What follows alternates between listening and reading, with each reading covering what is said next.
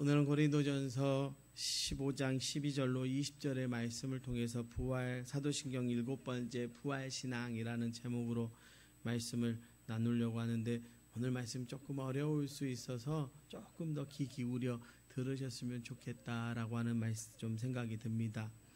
기독교 변증론이라는 것이 있습니다. 좀 줄여서 변증론이라는 것인데, 이제 변증이라고 하는 걸 좀 쉽게 말하면 변호한다라고 하는 말을 이제 우리는 변증이라는 말로 사용을 하는데, 이 말이 헬라어로는 아폴로기아라는 단어를 사용합니다. 여기에 이 변증론이라는 영어 아폴로제틱스가 여기서 나왔습니다. 사실 이 변증론은 그리스도인에게 있어서는 너무나도 중요한 것입니다. 그런데 중요하지만 이것에 대한 조금 우리들의 생각들이요, 조금 이런 생각들을 가지고 있습니다. 하나는 어렵다. 변증론이라는 말 자체, 변증이라는 말 자체가 좀 어렵게 느껴집니다. 목사에게 좀 어려운 말일 수도 있겠다라는 생각이 들지요. 이 변증론이라는 말 자체가 너무 어렵게 느껴진다는 것이죠. 철학적이고 사변적인 것 같아서 단어만 들어도 좀 골치가 아프고, 특히 여러분들에게는, 평신도들에게는 우리에게는 해당 없는 일인데 라는 생각이 강하게 들 수 있다라고 하는 것이죠. 또 하나는 이 변증이라고 하는 말 가운데 자꾸 변명이라고 하는 느낌이 든다는 것이죠. 변명하는 것인가 라고 하는 느낌이 든다는 것입니다. 변호하는 것이라고 해도 무언가 자기 입장을 설명하는 아주 방어적인 느낌이 든다는 것입니다. 더군다나 이 아폴로제틱스라는 이 어근에 아폴로지라고 하는 단어가 있다 보니까 자꾸 사과하고 사죄한다라는 생각이 들면서 변증론이라는 것이 일종의 매달리는 느낌인 것을 지울 수가 없다라고 하는 것이죠. 그렇지만 사실 여러분, 그렇지 않습니다. 이 기독교 변증론은 초대교회 때부터 지금까지 우리의 신앙만 아니라 우리의 신앙의 모든 것이었습니다. 다시 말해서 참된 그리스도인들은 다 기독교 변증론자가 되어야 한다는 것입니다. 일부 신학자들 혹은 교부들만이 아니라 예수 그리스도를 주로 믿고 그리스도인이 된 사람은 모두가 변증론자가 되어야 한다는 것입니다. 그렇게 볼 수밖에 없는 것이 이 기독교 변증론의 근거가 되는 핵심 말씀이 바로 베드로전서 3장 15절의 말씀입니다. 너희 마음에 그리스도를 주로 삼아 거룩하게 하고 너희 속에 있는 소망에 관한 이유를 묻는 자에게는 대답할 것을 항상 준비하되 온유와 두려움으로 하고라고 하는 이 베드로전서 3장 15절의 말씀이 바로 이 기독교 변증론의 핵심 구절입니다. 이 말씀은 일부 신학자나 교부들에게만, 목사들에게만 해당되는 것이 아닙니다. 모든 그리스도인들, 여러분에게 해당되는 이야기라는 것이죠. 때문에 그리스도인이라면요, 모두가 다 기독교 변증론자가 되어야 한다라고 하는 것입니다. 이것을 확실하게 보여주는 것이 어떻게 변증하는가라는 이 변증의 방법에 대한 신학자들의 연구 결과인데요. 많은 신학자들이 기독교 변증론에 대해서 연구를 진행했는데 그들 모두가 이구동성으로 내리고 있는 결론은 변증은 말이 아니라 삶이고 그 사람 자체라는 것이죠. 변증이 뭐라고요? 그 사람 삶 자체라는 거예요. 말이 아니라는 거예요. 말로 변증하는 게 아니라 바로 삶으로 저축하고 그 사람 자체가 바로 변증이라는 거예요. 여러분, 우리가 바울 그러면 예수님 떠오르잖아요. 사울, 다윗 그러면 어때요? 하나님의 마음에 합한 자라고 이렇게 떠오르는 거. 그게 그 사람의 삶의 전부였거든요.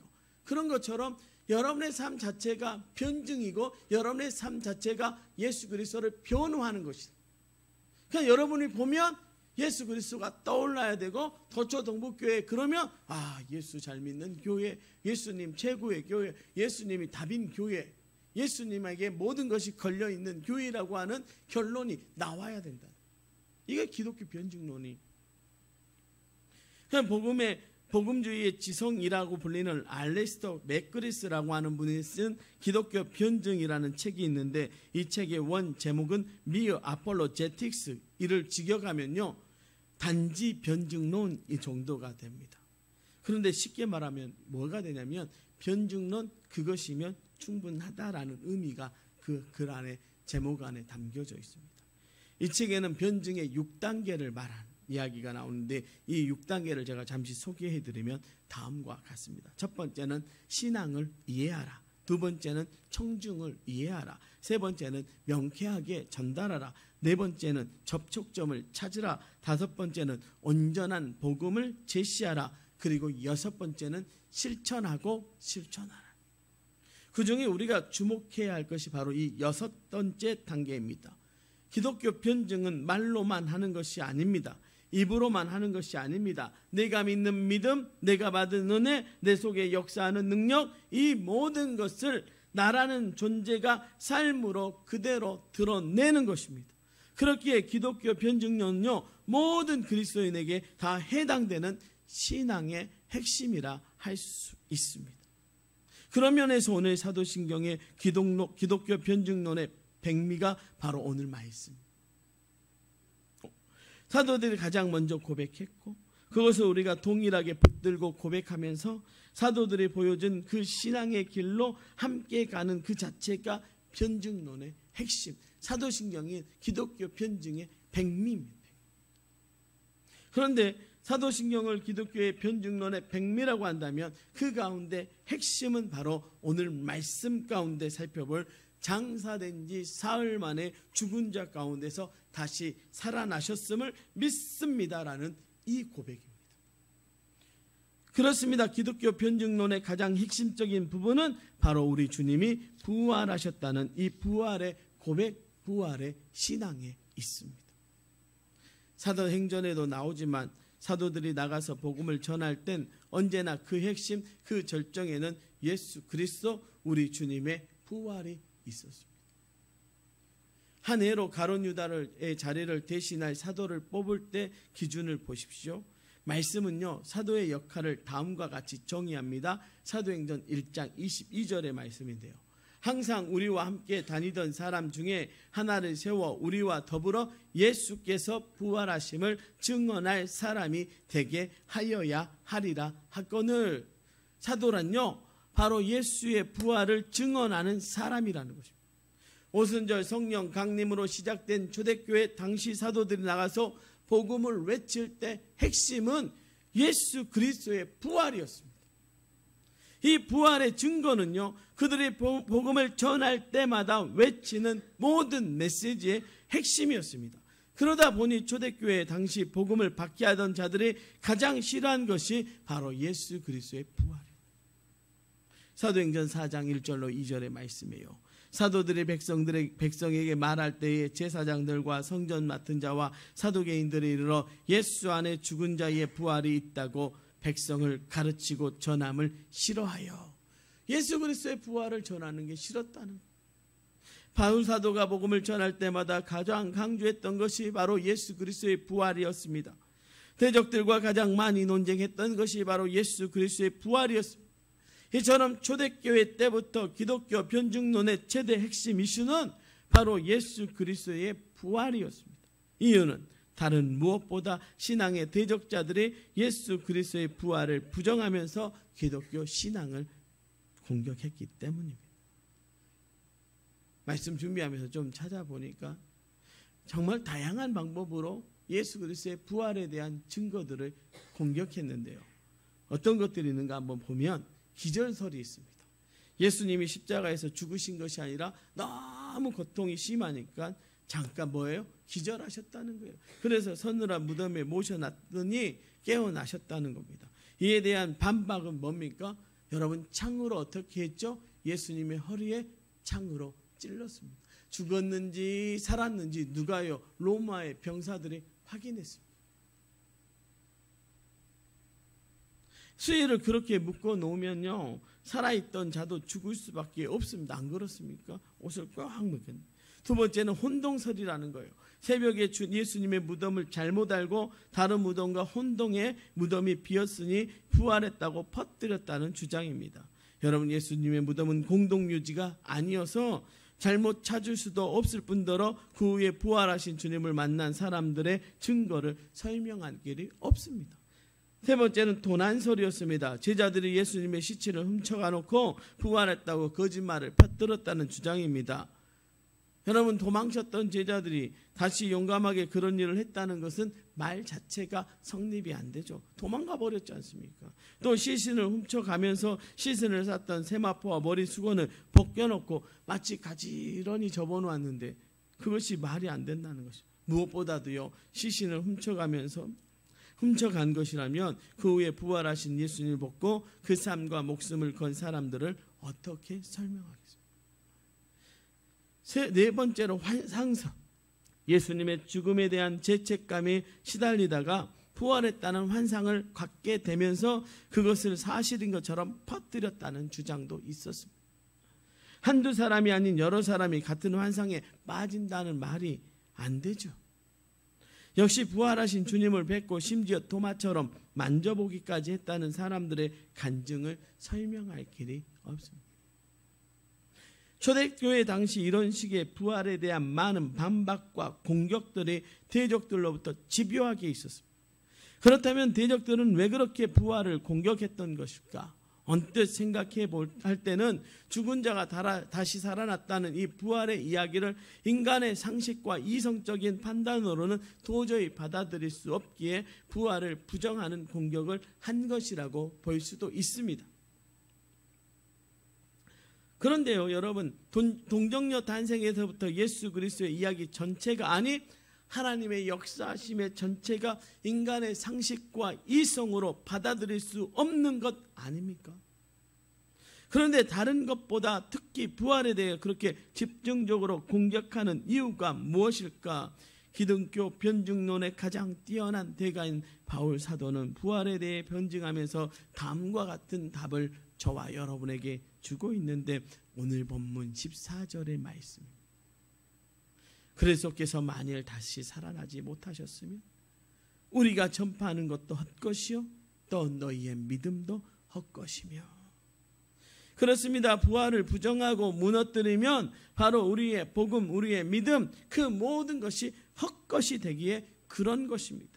부활을 부정하는 그 한 가지로 우리 신앙 전체를 다 무너뜨릴 수 있기에 그렇게 공격하는 것입니다. 이 사실을 잘 알고 있는 바울 사도는 그리스도인이라 하면서 부활은 사실이 아닐 수도 있다는 말에 넘어가고 있는 고린도 교인들에게 피를 토하는 마음으로, 피를 토하는 심정으로 우리의 신앙에 있어서 부활의 중요성을 말하고 있는 것입니다. 오늘 본문 17절로 19절의 말씀인데요, 이렇게 말씀합니다.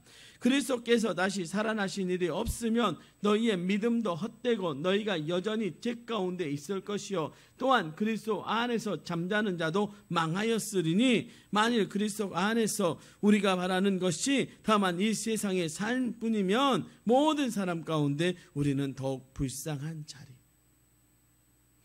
여러분, 예수 그리스도가 십자가에 달려 죽으시고 장사되었다가 사흘 만에 죽은 자 가운데서 다시 살아나셨다는 사실은요, 우리가 참 신앙을 갖고 그 신앙으로 온전히 승리하기 위해 반드시 지켜야 할 우리의 영적인 진리입니다.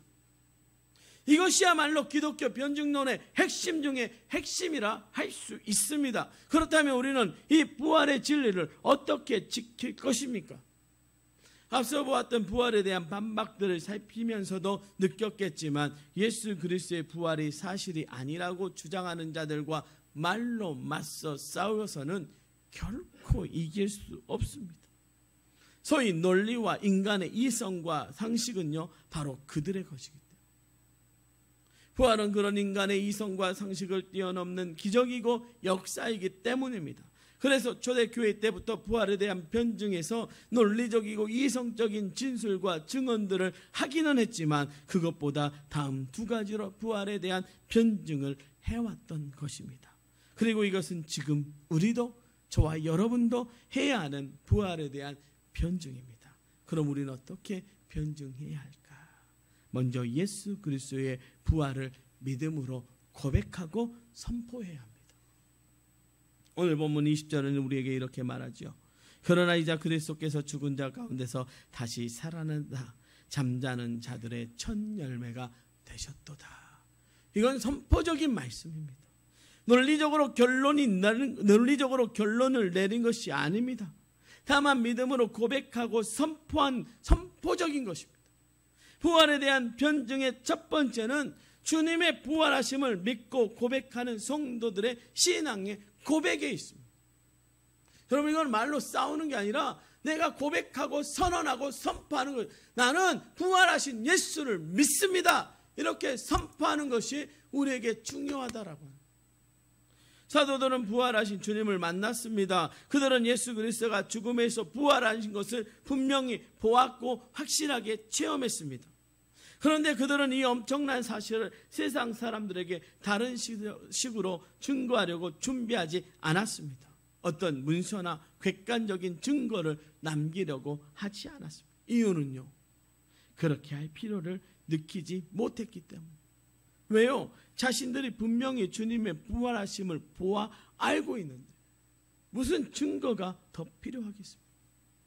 여러분, 빈 무덤을 보았고 부활하신 주님을 만났고 살아계신 주님의 음성을 통해서 무너졌던 마음이 다시 회복되어 도망치던 삶에서 돌이키는 역사가 있었는데 여러분, 무슨 다른 증거가 필요하겠습니까? 그렇습니다. 사도들에게 있어서요, 예수 그리스도의 부활은 논증할 필요가 없는 것이요, 그냥 살아나셨다고 말하면 되는 것이요. 여러분, 신안 소금이 좋잖아요. 신안의 천일염이 좋잖아요. 그 굳이 여기 신안 소금에 뭐가 있고 말합니까? 그냥 좋아해도 다 합니다. 그죠? 안 그렇습니까? 이걸 과학적으로 분석하고 어쩌고. 제가요, 저 손님이 많이 오는 편이잖아요. 오면 제가 항상 두 군데를 꼭 마지막에 보여줍니다. 어디냐면 저희 장로님 양식장하고 염전입니다. 근데요, 굳이 제가 막 설명해요. 염전 제가 또 들은 풍월이 있어가지고 잘 제가 써먹거든요. 신안, 우리 장로님 매일 말씀해줘. 신안 소금은 미네랄이 어쩌고 저쩌고. 근데요, 그거 다 말해도 소용없어요. 딱 하나만 해주면 끝납니다. 뭐예요? 가서 만져보라고 하면 딱 끝납니다. 만져보면 압니다. 다르네? 다른 지역 소금하고 다르네? 자기들이 먹어본 소금하고 다르네? 딱 만져보고 맛보면 압니다. 저희 아이들은 그래요. 소금을 딱 먹으면서 짜다 말 안 합니다. 아빠, 소금이 달아. 굳이 달지. 그래, 이게 저기 지역의 소금이 좋다는 증거야. 굳이 말할 필요가 있어요, 없어요? 없어요. 근데 예수님의 부활이 그렇다는 거예요. 굳이 말할 필요가 있습니까? 없습니다. 저희 장로님 새우요, 지금 벌써부터 저한테 전화 오는 사람들도 있고 연락 오는 분들이 있습니다. 왜냐하면 먹어봤기 때문에 제가 굳이 새우가 어때요? 뭐가 더 좋아요? 뭐가 말아요? 이거 말할 필요 있어요, 없어요? 맛보면 끝납니다. 그거하고 똑같은 게 부활이라는 거예요. 부활을 우리가 설명하고 과학적으로 증거하고 과학적으로 객관적으로 설명할 필요가 전혀 없죠. 그들이 경험하고 보았고 느꼈고 깨달았고 체험했고 부활하신 주님과 그들이 밥을 먹었지 않습니까? 식사를 나누었고 그의 음성을 들었고 그의 몸에 박힌 장자국을 만져보았고 그의 손에 못자국을 만져보았고 그의 발에 발자국에 있는 못자국을 그들이 눈으로 보고 만져보았는데 더 이상 무엇으로 설명을 할 필요가 있냐는 것입니다.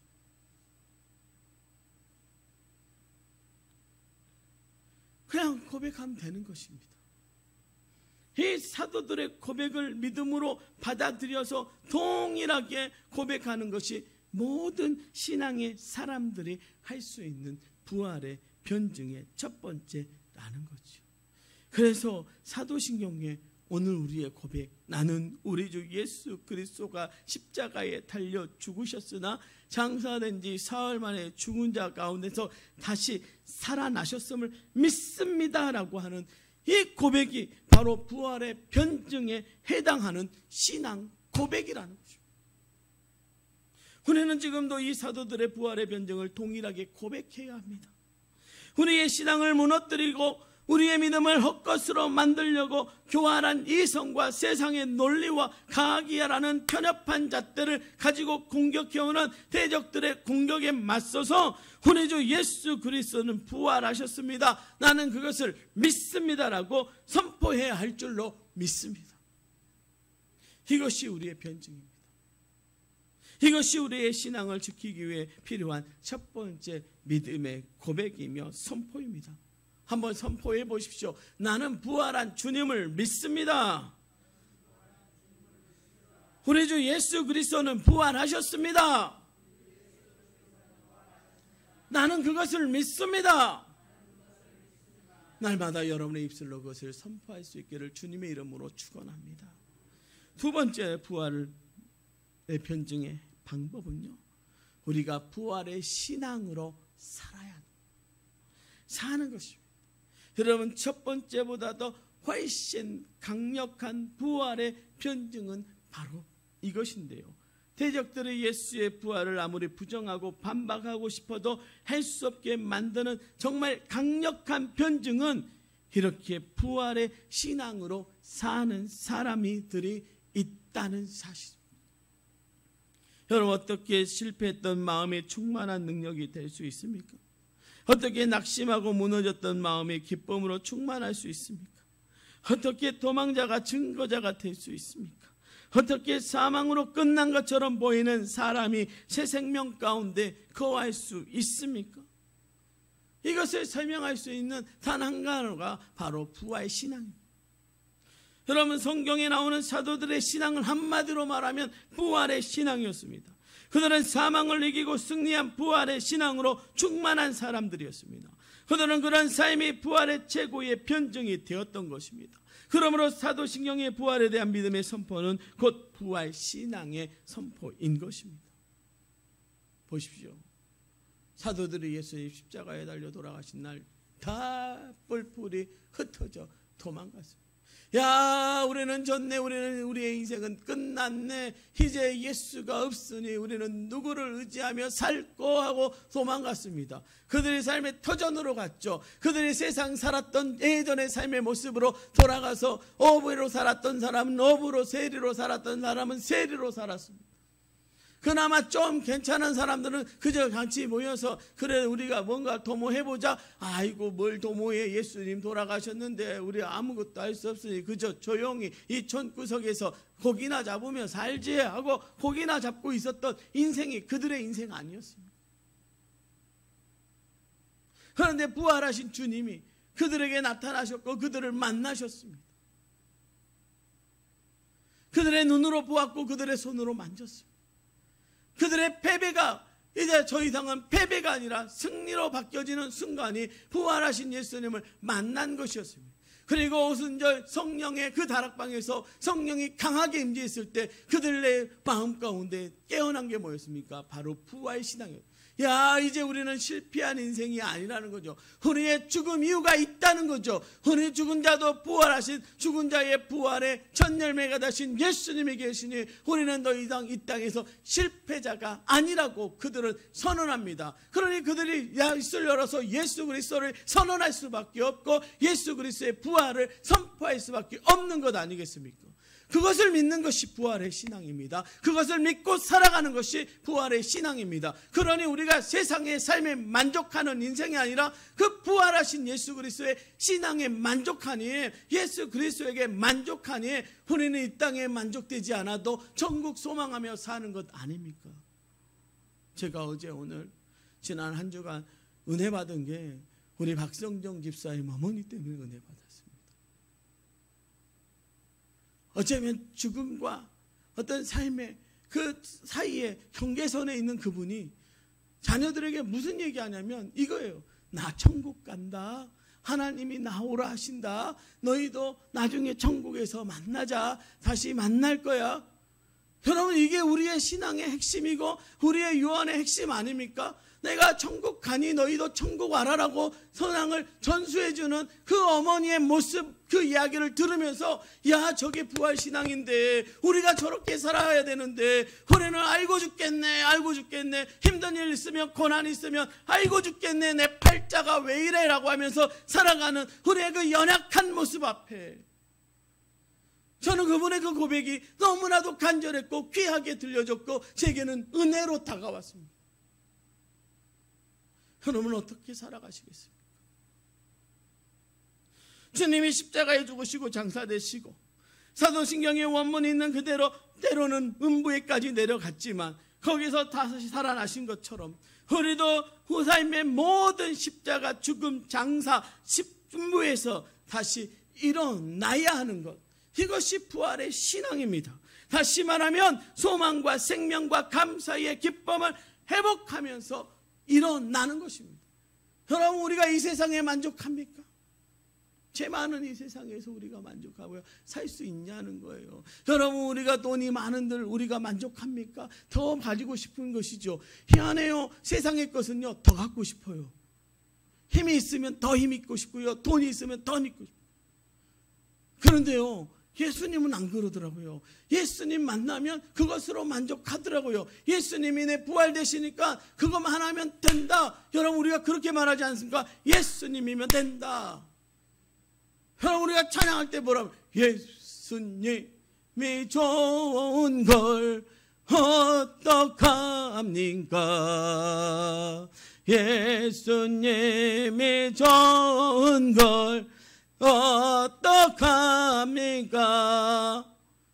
그럼 우리가 그거 외에는 말 안 하잖아요. 하박국에 뭐라고 그래요? 나는 하나님이면 돼, 하나님이면 돼. 논밭에 소출 없어도 외양간에 소가 없어도 양떼가 없어도 하나님 한 분으로 즐거워. 이게 부활신앙 갖고 있는 사람들의 모습이죠. 그러니 고난이 와도 복으로 받고 슬픔이 와도 기쁨으로 바꿔버리고 좌절이 와도 좌절하지 않고 나는 성공했네라고 말할 수 있는 신앙, 이것이 부활의 신앙입니다. 왜요? 우리 주님이 죽음을 완전히 꺾어버리고 승리하셨기 때문에 우리는 그 승리를 가지고 이 세상 속에서 살아가는 것, 이것이 부활의 신앙입니다.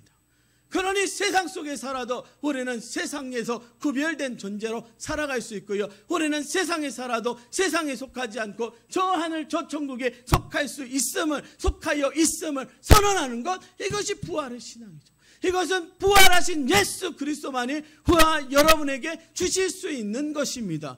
그러니 우리가 그 부활의 신앙으로 살아야 되지 않겠습니까? 여러분, 깨어나십시오. 여러분, 세상에 있지 마십시오. 세상의 것 더 움켜쥐려고 하지 마십시오. 부활하신 주님의 못자국 난 손을 잡으십시오.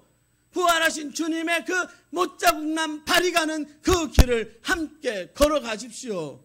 그리고 여러분의 삶으로 하나님의 영광을 드러내십시오. 그리고 여러분의 삶으로 부활하신 그 주님이 살아서 역사하고 계심을 세상 가운데 보여주시기를 주님의 이름으로 부탁을 드립니다.